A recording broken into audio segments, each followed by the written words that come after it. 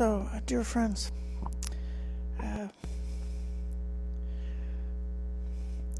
we're continuing to reflect about dependent origination with a sense of awesome gratitude for the Blessed One, the Buddha, our teacher, for his awakening, for his discovery of the truth about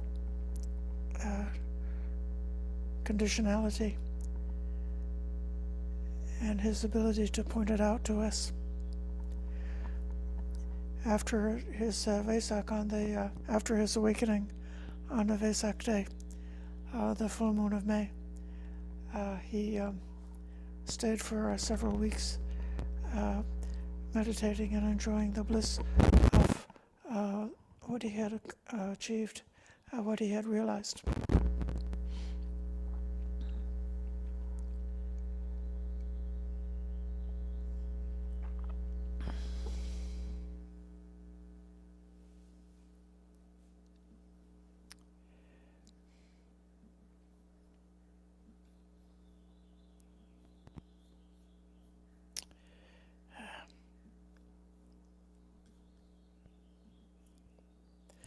I've been thinking about upadana, which is the sometimes called the fuel for rebirth. Could be translated as clinging, grasping. In the Nibbana sermons, it's emphasized with a sense of appropriation, taking something up and making it a part of oneself, or making it's something that is owned, that's identified with, bringing it near in that way. And then in a different context, I see it translated as attachment.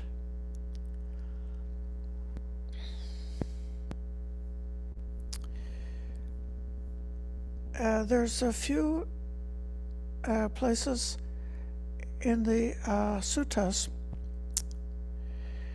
where upadana is defined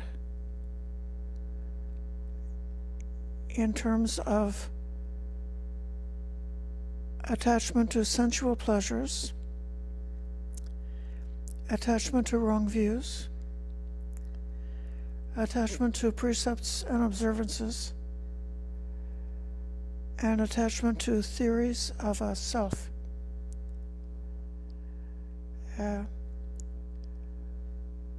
That's kama upadana, ditupadana, silabatupadana, attavada upadana. For those of you who are scholars, it's Majjhima 9 is a good example of this. Or there's a sutta in the Samyutta Nikaya called Vibhanga Sutta. That's just the analysis sutta. That's 12.2 in the Samyutta Nikaya.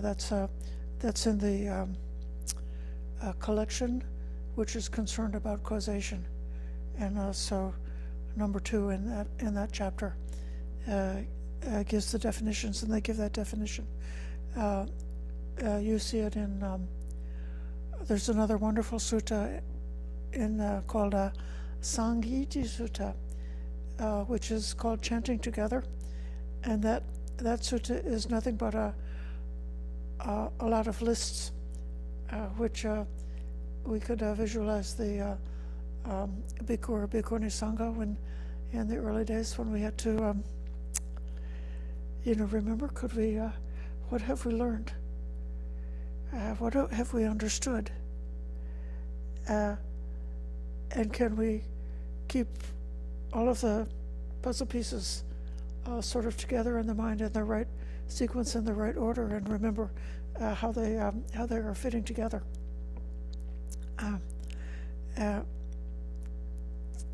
The thing that's I'm finding of interest for tonight is that when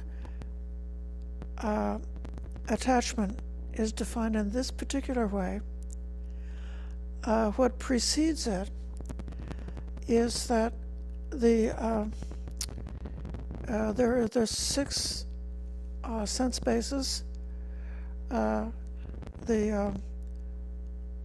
capacity, the faculty for seeing, hearing, smelling, tasting, touching, and cognizing. And then independent arising, the next point that's mentioned is contact. This is really summarizing a lot. And then contact is described in terms of those 6 factors. So there's the contact of seeing, the contact of hearing, the contact of smelling, the contact of tasting. And then the next is feeling. And feeling in this list, in this sequence, is described as feeling arising from seeing, feeling arising from hearing, feeling arising from smelling, feeling arising from tasting. So they're all together. It's like it's a package. And then craving, tanha, in this particular list, in this sequence, is described as the craving arising from a sight, the craving arising from hearing a sound, the craving arising from a smell, the craving arising from a taste, the craving arising from a thought. And so this whole sequence from the sense basis up through how we experience or know anything in the world is put together in this package that seems to be bound together because all of them are, the encouragement is to look at them in terms of those faculties. It's almost like I could think of it in terms of our nature.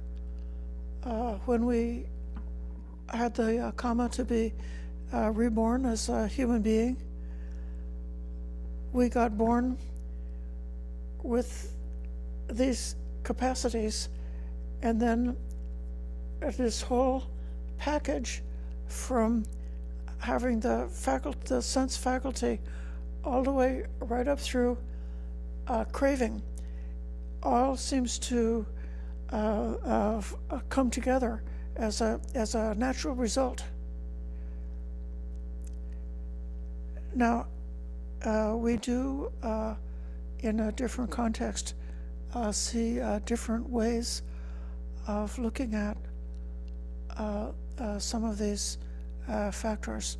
So we see that the Vedana, or the feeling, the that first moment of cognizing an experience is described as in terms of pleasant, unpleasant, or neither pleasant nor unpleasant. So that's a different way of looking at it. And then craving, or tanha, we see described in terms of sense craving, sensual craving, craving for existence, and we could say that bhava, tanha, is it's like it's a craving for the whole process of life. So going from one existence to another existence and getting reborn in a heavenly realm, or being reborn as a rich person, or being reborn as a beautiful person, or being reborn as in a hell realm, and that bhavatanha is like it's a craving for existence that includes this going around and around with the cycle of life, and then the vibhavatanha, which is a craving for stopping this cycle of life, is sometimes described in terms of imagining that there's some kind of a state in which the change stops, that one could be reborn in some kind of a realm where there will be no more change. It will just stop right there. So there is still existence and there's still a self, but it's imagined that the self could go to this other realm. So those are different ways of describing,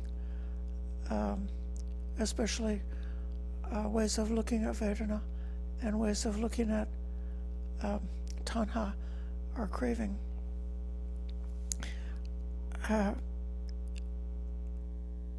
In this case,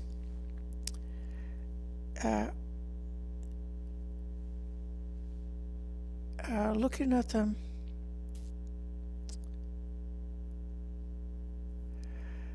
in terms of our nature, something that is like not intellectual at all, but is really just happening at like the instinctive kind of level. So if you're in the street and you see a truck coming down the street at a rapid speed, something arises in you that makes you naturally want to jump to the side so that you don't get killed. Or if you feel thirsty and there's a beverage, there's something that it's just so easy, so natural, just take the beverage. In order to get more life, continue this life. In other religions, we see that this treasuring how life is like, oh, life is so good, and it becomes almost like a divine kind of thing, like God is life. God gives us life, and God wants us to have more life. God wants us to have eternal life. But then, when it comes to this attachment in a certain kind of a way, it's almost to me as if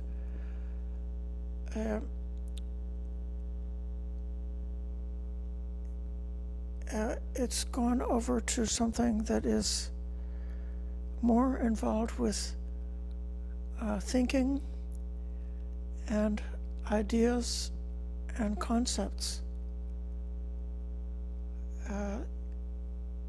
So somebody who was, if you imagined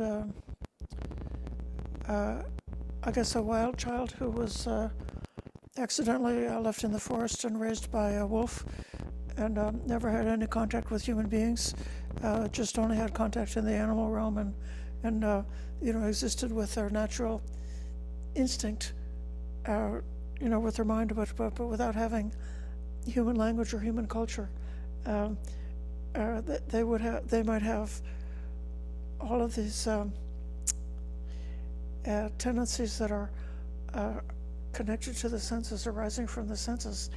But then when it comes to this attachment, this grasping at sensual pleasures, grasping at views, grasping at precepts and observance, grasping at an idea of the self. Now we've gone over to like the realm of culture. And so none of us were born as wild children that were left outside and taken care of by the wolf. We were all raised in families, all raised in a cultural environment. And so I'm just going to say a few bit more about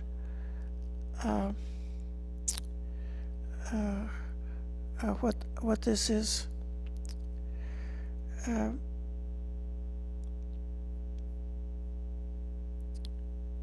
In my association, when they say grasping at sensual pleasures, that's what kama upadana, or attachment to sensual pleasures. That is not just something feels nice. I have a beverage here. So it has a pleasant flavor. So there can be attachment to a particular flavor. Actually, there is an attachment to this flavor because this is the brand of tea that my colleagues have learned is the one I like, so they always give me this brand. And so this is my brand. I endorse this brand of tea. And it's and then if I go to the cupboard and they don't, and it's missing, then I can have an unpleasant sensation. Say, where's my tea? And there's 30 or 40 different boxes of tea in the cupboard, but I'm looking for my tea, which is my brand of tea, which is the one that I've identified with. So that's a way that there can be attachment to something that's just a flavor. But then that kama, that also includes a wider spectrum of the materialistic world. So having a house, having a granary which was filled with rice.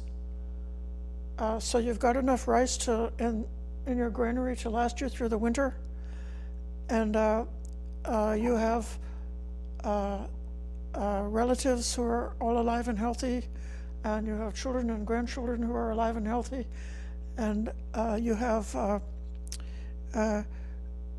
material possessions which assure that your life will be comfortable and that you're going to have enough to be able to get through any kind of hardship, and the roof has been in good repair, so if there's a rainstorm or a heavy storm or a tornado or something like that, the roof will be strong enough to withstand that. So there's all this accumulation of possessions that are creating a certain amount of physical safety for life to continue. That is part of the kama attachment, the attachment to a sensual realm. And even beyond that, having a certain position and status in life. So if you belong to a first-class country, then there's a certain kind of safety that you might feel a certain kind of security because of belonging to a first-class country. And if you felt that your country used to be first class and now it's becoming into a second or third rate country, you could get psychologically distressed and depressed about that. Or if your country was conquered by an enemy, and you could feel depressed and upset about that. All of that is part of this karma, this attachment to essentially the whole materialistic world.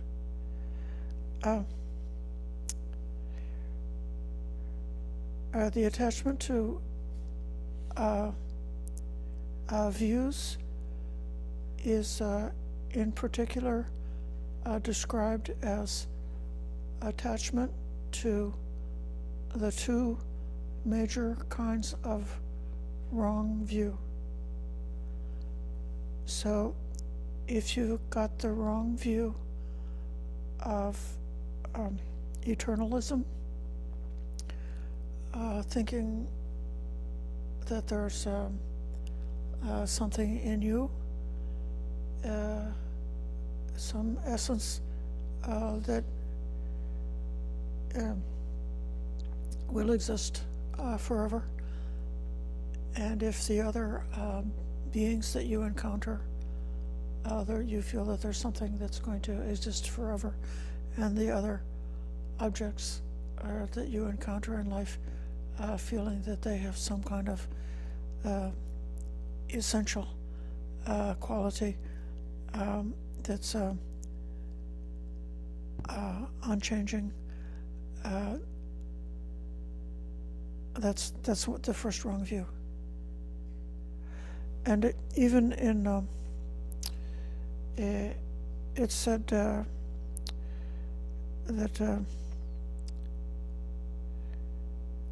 those who were sincere practitioners, scholars, or Buddhist, nevertheless, it's possible to fall into the trap to think that, at the level there's a mind moment is something that's like an atomic, something that cannot be subdivided any further, that you can take all the things in experience and they all can be disassembled and take apart. Like you take apart the chariot, you separate the wheel from the shaft and the axle and all the other parts of the carriage, and you lay them all out, or you take all the parts of the body and you separate them and spread them out on the ground, and you say, where's the self there? Where's the carriage after it's been completely disassembled? But then if you think that there's some kind of a way that everything that we experience can be subdivided and subdivided and subdivided, and then you can get to some teeny tiny little atomic level of a mind moment, and that has got an essential existence, then you still are subjected to that wrong view of eternalism, and then the other wrong view of annihilation, feeling that there's no causation, that what happens is random, and at the end of one lifetime, there's nothing that goes beyond, so nothing matters, because there's no cause and effect. That's the nihilistic point of view. So you can sort of see how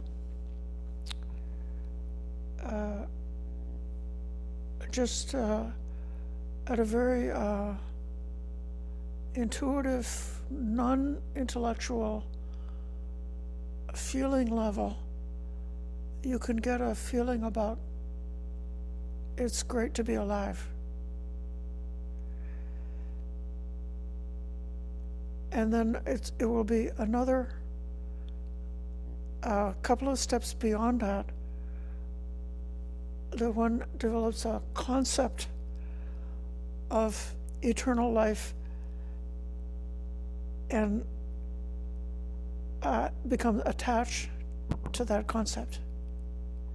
So it evolves from the having these kind of sense faculties that we have, being capable of contact, being capable of feeling, being capable of craving. It's arising out of that, but then it's it's come to another level of something has been fabricated, a mental concept has been fabricated, and then there's an attachment to that fabrication.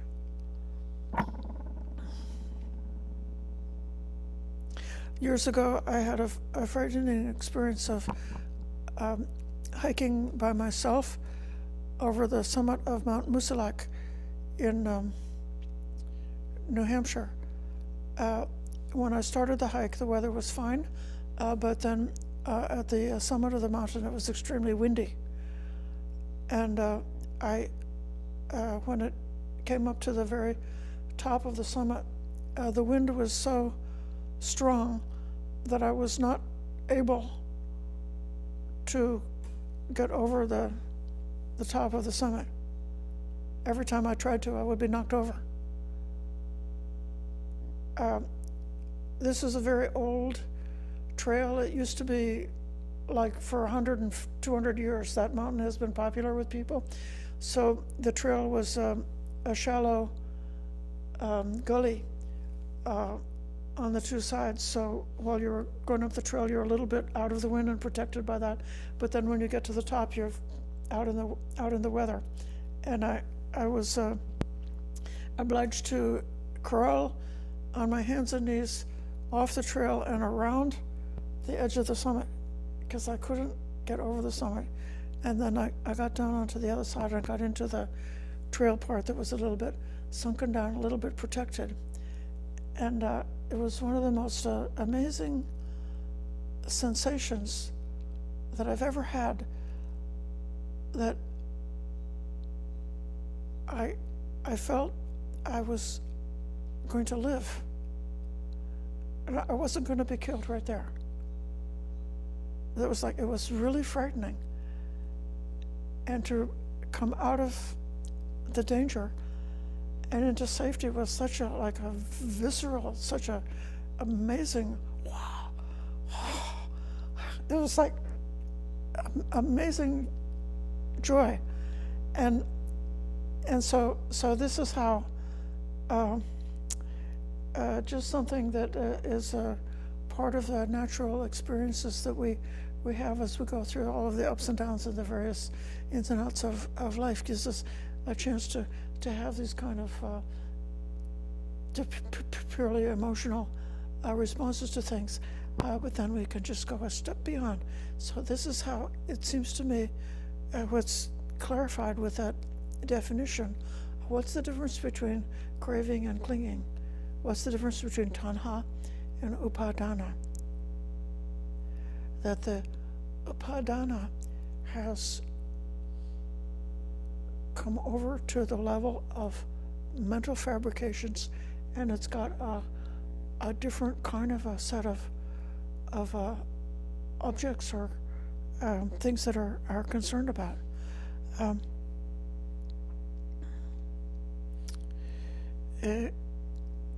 And then the part about attachment to precepts and observances,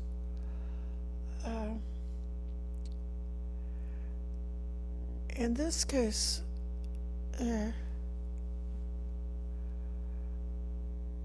I'm going to consider this in terms of society and culture. So if you belong to a particular culture, there's a way that you should behave yourself in order to fit in and to be respected in that culture. So if you are a bhikkhuni in southern tradition, Thailand, Sri Lanka, India, something like that, then having bare feet is the right thing to do. It's even better to have bare feet than to be wearing shoes or sandals. But if you were in Korea as a bhikkhuni, it would be considered shocking and scandalous to allow the bare skin of your bare feet to be showing, that your feet would be covered. As a bhikkhuni in our tradition, we have the bare head, and the bare head has got a meaning, and it's a part of our virtue, part of our simplicity, to have the bare head. But if we went to a Muslim country, it would be shocking and scandalous and immoral. So then, precepts and observances that come to be associated with your identity as part of a group is where there's the grave danger of attachment. And even as we can see the way that religious specialists can get into a schism based on precepts and observances, much more so than based on how they understand the Dhamma. So if one person says, the feeling should be categorized by 6, and somebody else says, no, the feeling should be categorized by 3, and somebody else says, no, it should be categorized by 18, and somebody said, no, it should be categorized by 108. Well, that's okay, we can talk about it. It's not, I don't mind living in the same monastery with somebody who wants to think about 18 feelings instead of 6 feelings. But if I'm living in a monastery with somebody who thinks it's good to eat dinner, that's a problem. Because we're living together. And so then in that way, there comes to be a way that there's an enforcement of a unified approach to how the sila and how the korwats and the rituals and the deportment of a particular community are held together in a unified way, and that's part of the harmony. And if you have somebody who's a member of a community and they just don't agree with holding the sila in that particular way, then it could be a cause for disagreement or quarrels, or it could be a cause for kind of like enforcement, or it could be a reason to that somebody might, for the purpose of harmony, they could go along with the way things are followed and observed in a particular community. We have a visiting a bhikkhuni who just came, and I'm sure that there's going to be some small details in which the korwat that we follow is different from the training that you received. But because of harmony, you're going to harmonize yourself and fit in with the korwat and the way that we hold the precepts here. But then when you leave here and go back to your home community,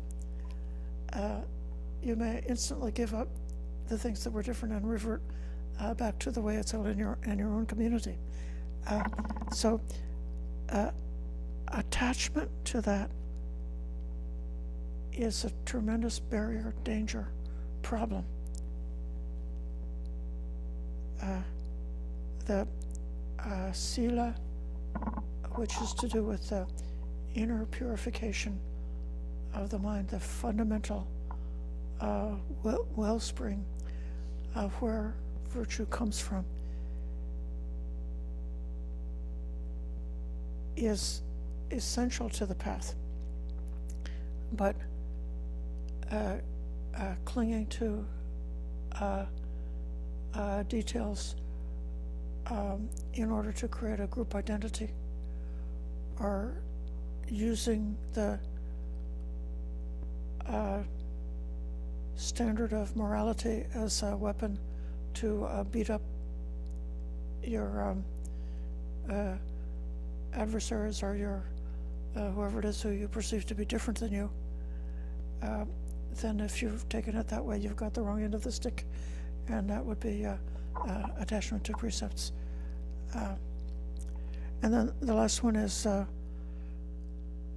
Bhante Sujata translated as theories of a self, Attavada. So this is the Theravada.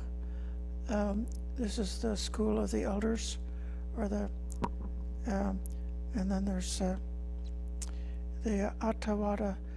That's a teaching or about self, and then that will be in particular finding the self in any of the five aggregates.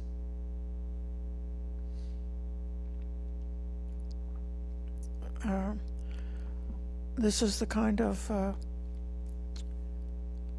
craving or the kind of attachment that I think all of us are very familiar with, because we recite it every day. The Panchupadana Kanda, the five aggregates associated with attachment. So, attachment to form, attachment to feeling, attachment to perceptions, attachment to volitional formations, and attachment to cognition, or the sense cognizing. In other words, making the idea that one can find a self in any one of these aspects, individually or altogether.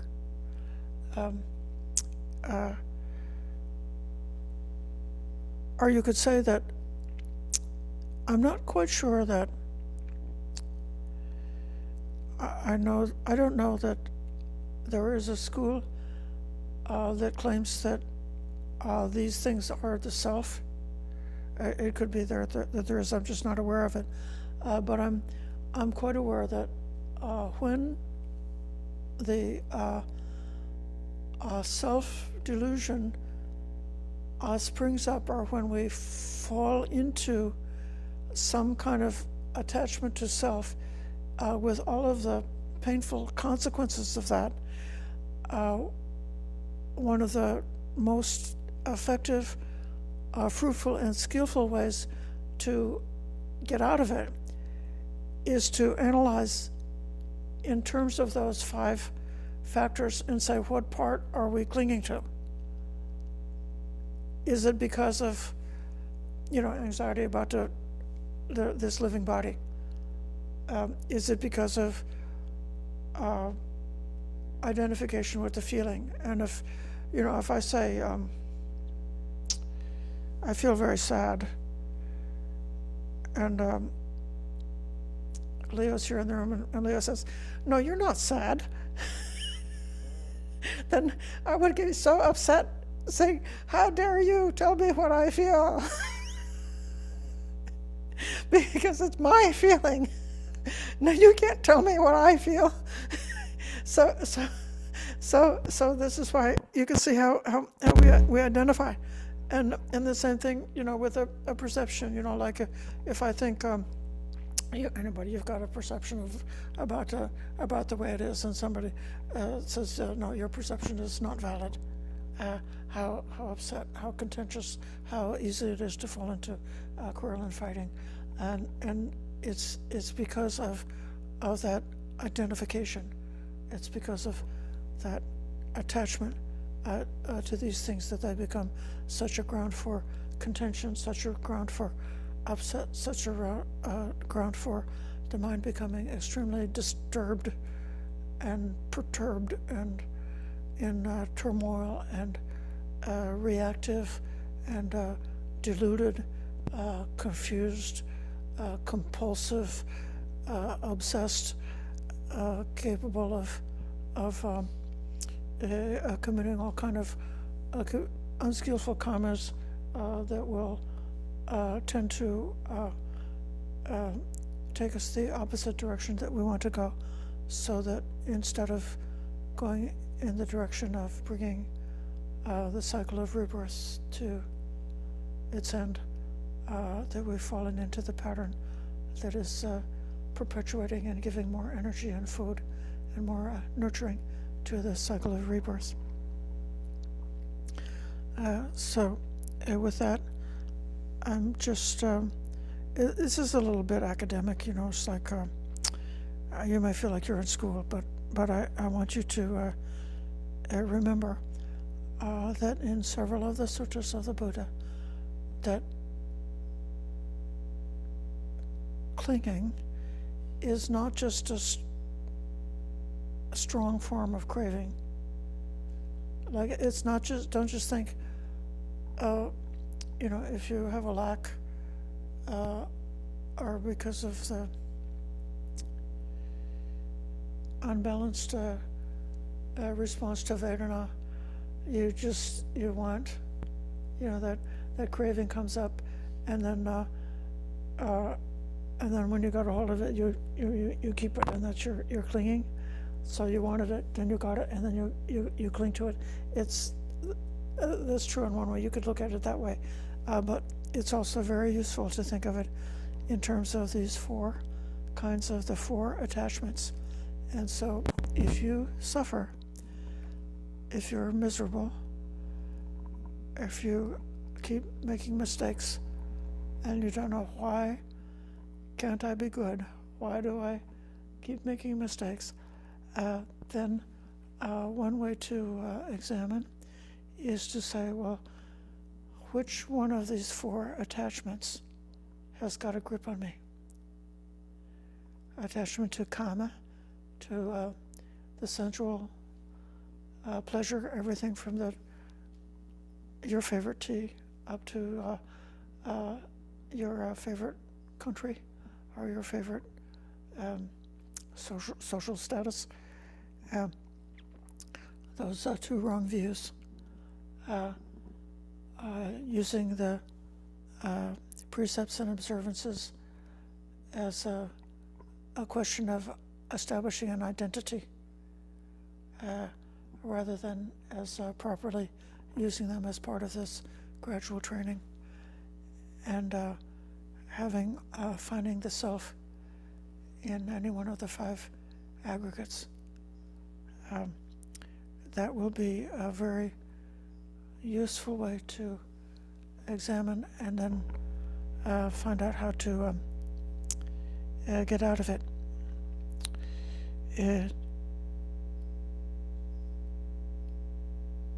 Contemplating impermanence, contemplating your own death, everything that you're attached to, what good is it going to do you when you come up to death? None of it will help. So let go of all your attachments now, because none of them is going to help you. So contemplate impermanence, in particular in the case of the impermanence of your own lifespan. And then contemplate the whole tendency to give a special privilege to one's own self as being more significant than others. So contemplating gratitude to others, gratitude to all beings, contemplating something like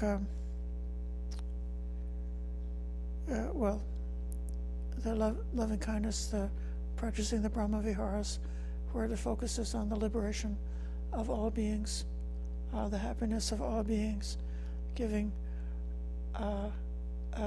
no different status, like your own happiness and the happiness of all beings. Your own happiness is not more important than the happiness of all beings, and just training the mind in that way. those are some of the ways that you might find useful if you realized that this attachment, that one of these 4 attachments has taken hold for you.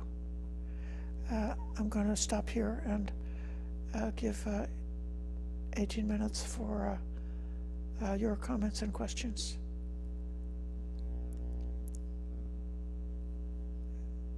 And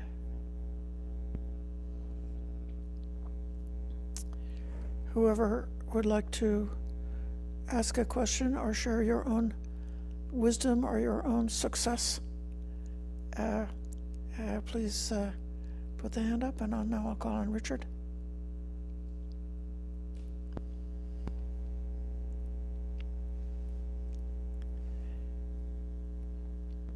Thank you, Ayya. I don't know if you noticed, but we lost Watt, although it seems to be back now. There's a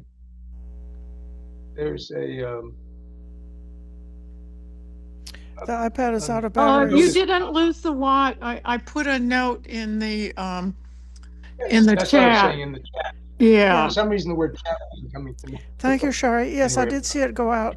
I didn't want to say, I didn't want to interrupt, but I put it on my phone, but my phone is also almost out of batteries. So, so we'll do the best we can. Okay. At least I heard your entire talk, so appreciate that. You can watch it on YouTube later. No, I heard the whole thing. Yeah. Oh, good. Yeah. Thank you. Did you have another thing to add, Richard? Yes. Yes. Okay. So in the beginning, you mentioned upadana. So, you probably know this. Others may not. So, upa means to pull close. And adana is dana, giving. With a at the beginning, it means not to give, not giving. So it means pulling close in and not giving. So this is why Buddha stresses initially for the householders dana, because you're psychologically reversing that process. Our habit is to, the delusion we're in is to have that. We want to collect and keep everything for ourselves. So you want to start reversing that, start freeing yourself from that type of idea. Now, one might say, okay, well, what about the monastics? Because they're living a life of receiving charity, right? So what are they giving? So the Buddha says that the highest dana is to teach the Dharma. And he actually says, of any possible miracle, he says that's the greatest miracle, to teach the Dharma. However, as lay people, depending on our level of knowledge and experience, we might come to a wrong conclusion that every monastic might be just as capable and knowledgeable of teaching the Dharma in the correct way. And this may not be true. And we can even see this in the suttas. Even the great disciples,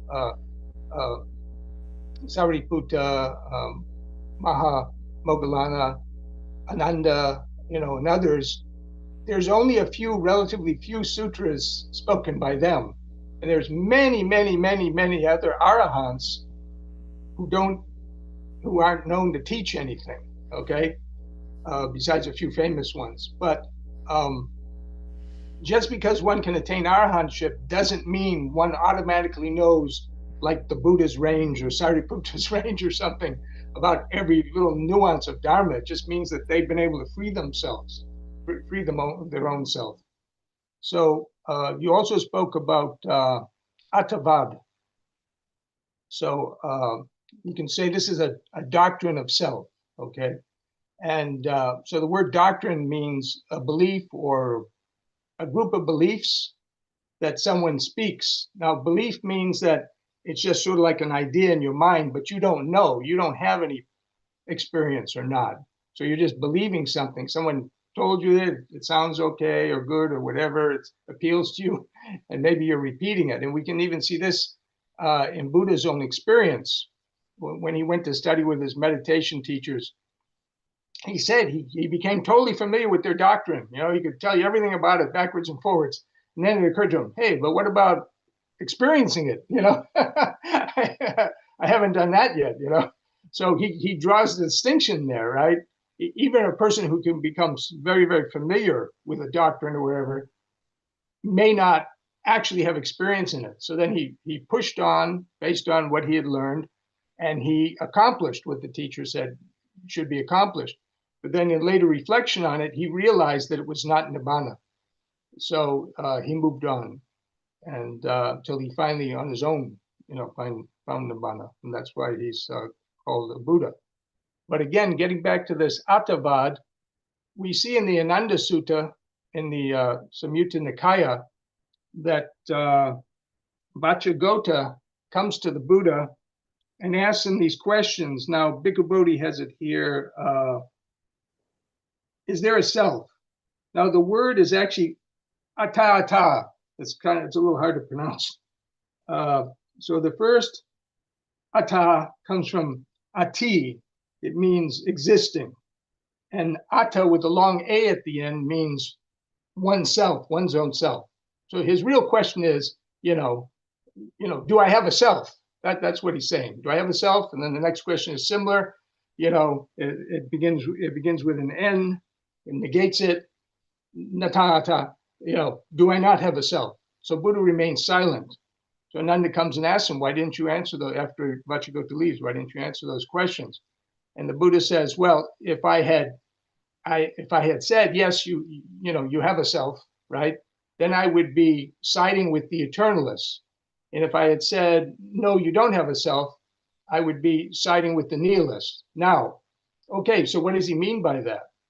Well, that's very detailed explanation of that in the first sutra of the Dignikaya, where he divides the various doctrines of self into different categories. And the first one is the eternalists.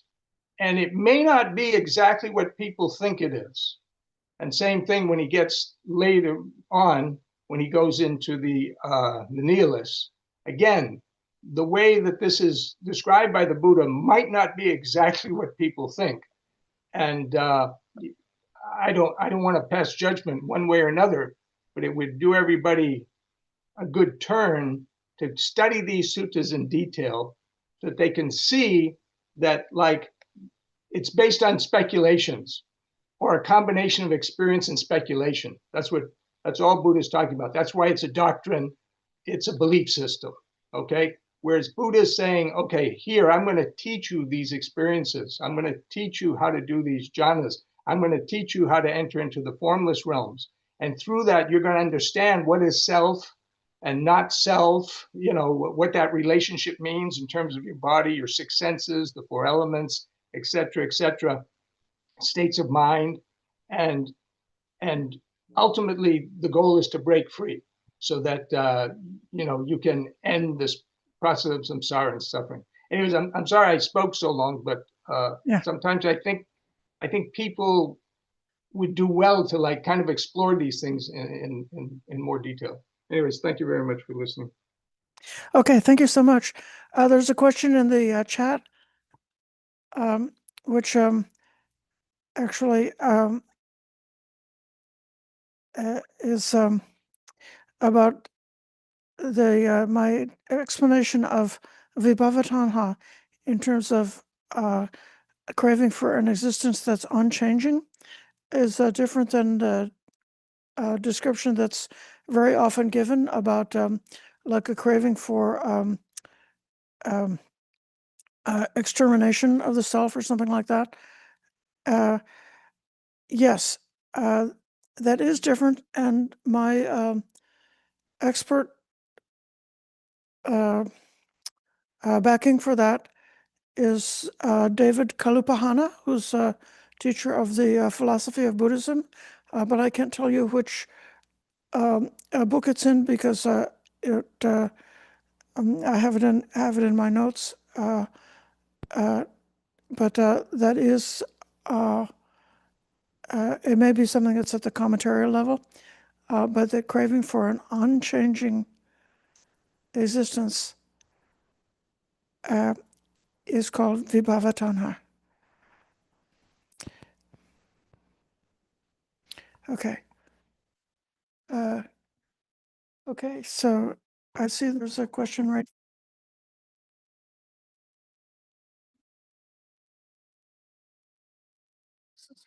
from the seminary. Thank you, Ayya. The Buddha's teaching is so valuable and right now, nowadays, so available everywhere and through teaching and all that. In terms of using the Buddha teaching into practice, into our own cultivation, how do we check that we actually use it to better ourselves, you know? How do we check?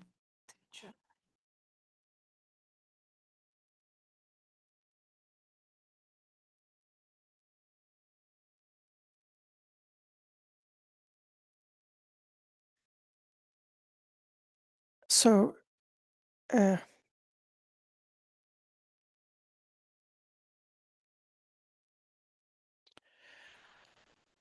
I recommend finding good teachers, good Dhamma speakers who are reliable and listening to them, reading the suttas which explain things in a conceptual way and treating those as a kind of like a pointer. And then you got to go home and invent your own experiment and experiment on yourself to see in what way this is matching for you. And in particular, when we're talking about something like upadana or attachment, that's part of dukkha. And so the scientific method is when dukkha arises, dukkha should be fully understood. So investigating, like that analytical idea of investigating, like, where is this dukkha coming from? You know, is it coming from, it's just an unpleasant feeling and that's all it is? Or is it coming from, I've got a concept and I'm clinging to, you know, my tea, my feeling, something like that? Is that where it's coming from? So one can investigate like that, and then if you, sometimes when you see it right there, that can kind of, just admitting what it really is takes the pressure off and brings some release. But then beyond that, there are different kinds of contemplations that are the medicine, like contemplating about one's own death, contemplating about impermanence, contemplating about loving kindness, that knowing, you know, like I have a tendency to react, to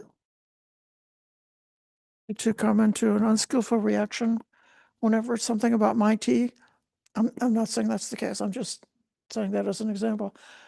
Then I would say, do some contemplation, and I want to find out, does this work or not? And then, you know, the minute will come, the day will come when you used to have that dukkha would come up for you, but then it's the same circumstance, the same trigger, the same thing happened, but the dukkha didn't happen for you. Are you were locked into dukkha, and then something happened and it's not there anymore. So the last suggestion I have about practice is meditation. So developing calm, stillness, and vipassana, close observance within. That's the other part of it. So, yeah.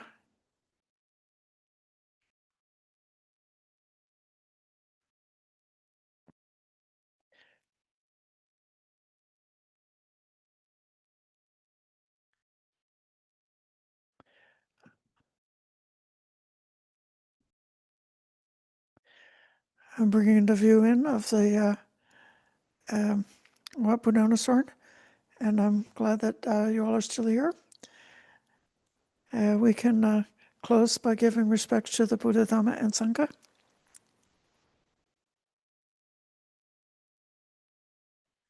Araham Samma Sambuddha Bhagava Buddhang Bhagavantang Abhivademi Svakato Bhagavata Dhammo Dhamman Namasami Subhatipanno Bhagavato Savakasamyo Sanghang Namami.